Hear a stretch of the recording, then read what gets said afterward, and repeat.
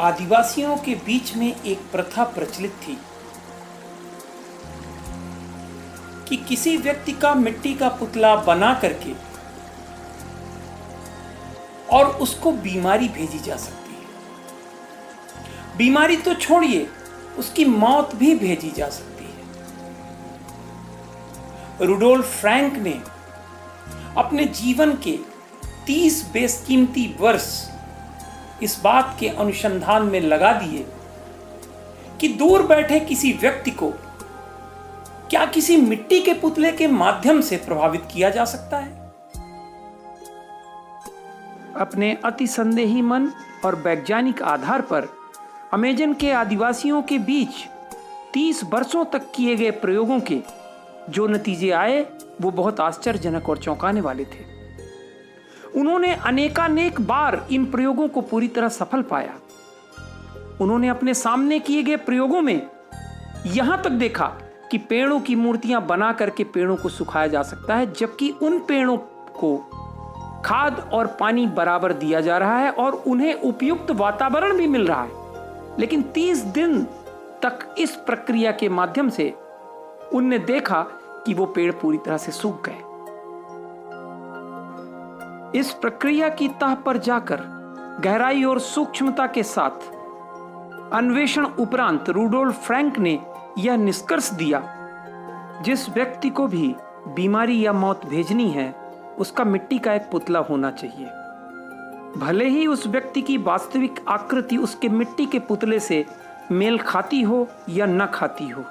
जिस व्यक्ति के द्वारा यह प्रक्रिया की जा रही है उसके मन पर उस व्यक्ति की आकृति बिल्कुल स्पष्ट होनी चाहिए।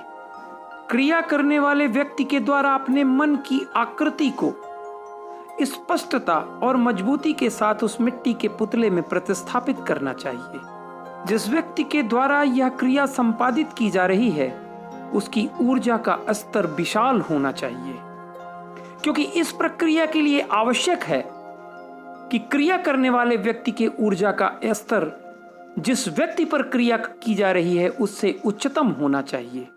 फ्रैंक ने अपने नतीजों में कहा कि मिट्टी के पुतले के माध्यम से किसी व्यक्ति को बीमारी और मौत अगर भेजी जा सकती है तो स्वास्थ्य भी भेजा जा सकता है। तंत्र में यह प्रक्रिया मारण या वशीकरण के नाम से वर्णित है, जिसमें किसी व्यक्ति के द्वारा किसी दूसरे व्यक्ति के दिमाग को अपने वश में किया जाता है या बीमारी और मौत उसको ट्रांसफर की जाती है। योगियों ने इसे दोनों आंखों के बीच में, जिसे हम तीसरा नेत्र भी कहते हैं, और योग उसे आज्ञा चक्र का नाम देता है, उसका चमत्कार माना।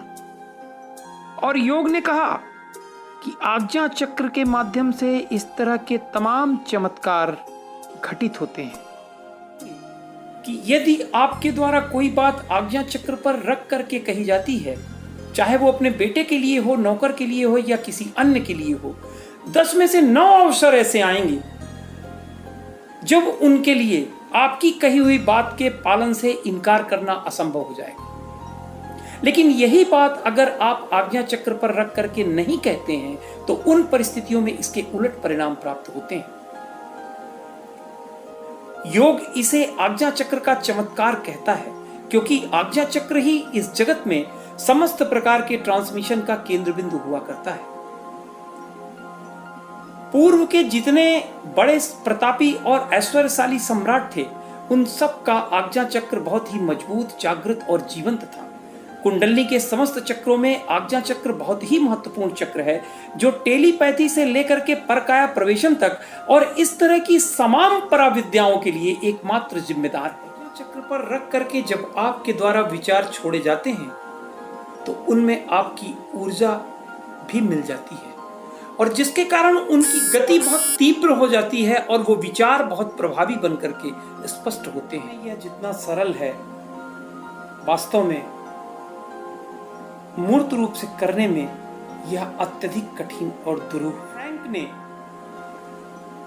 यह कहा कि जब मैंने इस प्रक्रिया के बारे में सुना था तो बहुत हैरानी थी, लेकिन जब इनके प्रयोगों को अपनी आंखों के सामने ही पूर्णतः सफल होते हुए देखा तो अब उससे भी ज्यादा हैरान हूं कि ऐसा कैसे संभव है।